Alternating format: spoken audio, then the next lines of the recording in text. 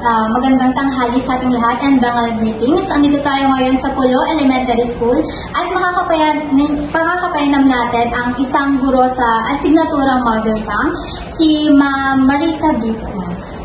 Magandang tanghali po, Ma'am. Magandang tanghali po. Magandang tanghali, mga binibini at mga Unahan ko na po ng unang tanong, Ma'am. Ilang taon na po kayo nagtuturo ng Mother Tongue? Masasabi niyo po bang madali po yung pagtuturo ng subject na ito? Nagturo ako ng Mother Tongue ng halos 10 years. Nasa 10 taon din dahil ako ay grade 1 teacher. Madali lang din siyang ituro na medyo mahirap kasi halos kapareho siya ng Filipino subject. So, nagpapalitan lang yung mga topic.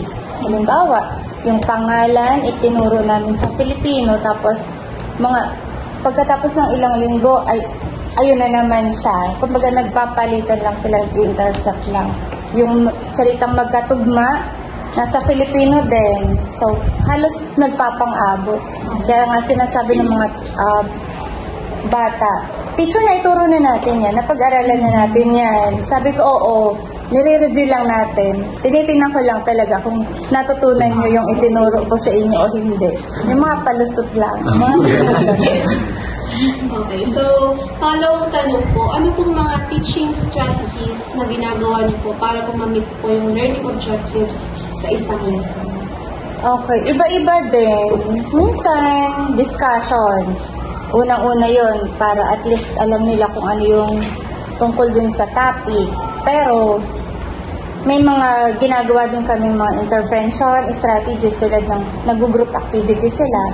Kumbaga, learning by doing, yung mga tipong gano'n. Tapos, minsan, nagbibigay kami ng worksheet para ma-assess yung mga individual, tawag dyan? Yun, mga individual ability nila, kung nag-gets ba nila o hindi. Yung mga tipong gano'n.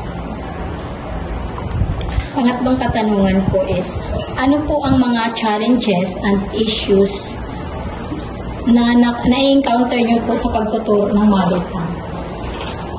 Mga challenges, minsan kasi, tulad nun, minsan di ba tayo ay Tagalog, may mag-enroll or may magta-transfer in na taga-Bisaya. Yun. So, medyo hindi nila kami masyado maintindihan.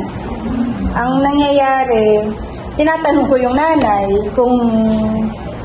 kumbaga nag-interview ako ng nanay para at least may background ako dun sa bata. Tapos, tinuturuan ko na lang siya ng mga basic. Yun. Tapos, minsan, luckily, may kaklase sila na ganun din, marunong. Yun. Nag-aano kami, PR. Mga tipong ganun. Yun, mga ganun lang. Okay, so sa pang-apat na katanungan po, ano pong opinion nyo sa pagtanggal ng subject na Mother Tongue sa pagtanggal sa curriculum, which is the matatag curriculum po? Okay, so yun nga. So, di ba nagpalit ng curriculum, matatag na.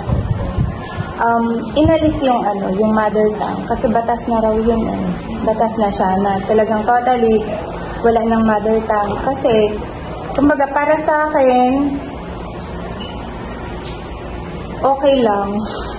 Okay lang din siyang maalis kasi nga, nagpapalit lang ng topic. Yun, halos pareho lang. Kumbaga, nahahati yung attention, yung pagkatuto ng bata, Filipino tsaka Mother Tongue, which is halos pareho. Yun. Thank you po. Sa panglima at panghuling katanungan po, may mabibigay po ba kayong tips and recommendation para sa amin po mga pre-service teachers po? Okay. So, mag-aral kayong mabuti, unang-una. And then, tip,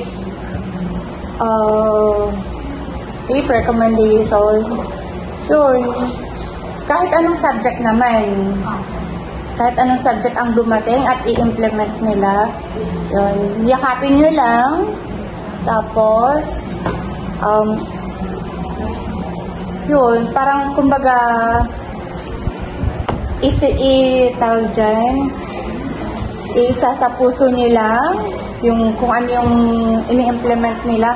kayang-kaya nyo naman yun. Kasi kumbaga, nasa puso nyo yung pagtuturo na yun. Tulad namin, kung ano yung dumating na ini-implement nila or iniutos nila, yun, kayang-kaya naman. Tanggapin, isa puso, isa gawa. Para sa mga bata. Yes. Para sa mga pag-asa ng bayan. Thank you po, ma'am. Welcome. Anytime. Thank you, ma'am.